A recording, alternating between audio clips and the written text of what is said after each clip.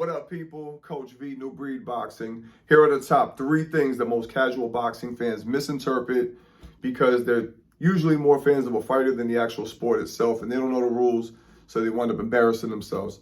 So let's save you an unnecessary argument by shedding a little bit of light on some of the facts.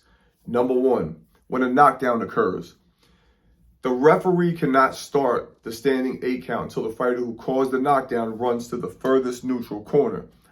When Deontay Wilder dropped Tyson Fury, there was people that made videos where they put a stopwatch up the second Fury hit the ground. Look, he was down for like 60 seconds. That's not how it works.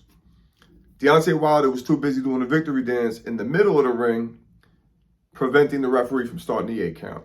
Sometimes you'll see the ref actually push you to the corner, kind of helping you, like, yo, get your ass out of here so I can start counting. So for you new guys, if you get a knockdown, run to the furthest neutral corner as quickly as you can. You might get your man up out of there and win by stoppage. So that's number 1. Number 2, and if you don't know this, you're a super casual fan. The difference between a KO, a TKO, and a knockdown. Some places have a 3 knockdown rule where if you get dropped 3 times in a round, the fight's over. Some places don't. That's up to the sanctioning body or wherever you're fighting. But a TKO is when a fighter is no longer intelligently defending themselves, kind of like Castillo and Corrales. When they're against the ropes, maybe they're getting hit, with a bunch of shots and they're not really throwing anything back, or nothing effective.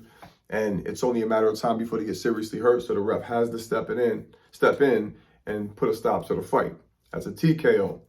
A KO is where one fighter totally stops another, drops him, puts him out, either concussion or damages him so bad he's not getting off the ground to beat the count. That's a KO. So that's something you guys need to know. There is a difference, okay? And then the third thing that I notice a lot of guys in the crowds when I'm at the fights, they start flipping out about. This happens all the time, especially in the amateurs.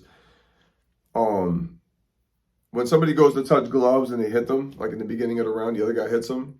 Oh, that's a dirty tactic. Well, you can say it's dirty, whatever. It's legal, okay? Just like when Mayweather knocked out Ortiz when he was going for the hugs and all this and that. The only time that you got to touch gloves with somebody is when the ref brings the 2 fighters to the middle of the ring, goes over the instructions, shows you the belt line, says, best of luck, touch gloves. Boom. After that, there is no more touching gloves.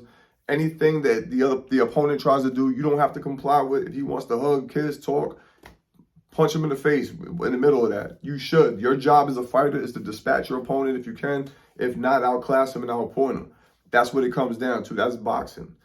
It's merciless, you know what I mean? You don't want to be giving people an opportunity because it always backfires. So anyway, protect yourself at all times. The second that bell rings, it's game on, survival of the fittest. So those are the top 3 things that I've noticed a lot of people have a lot of confusion about.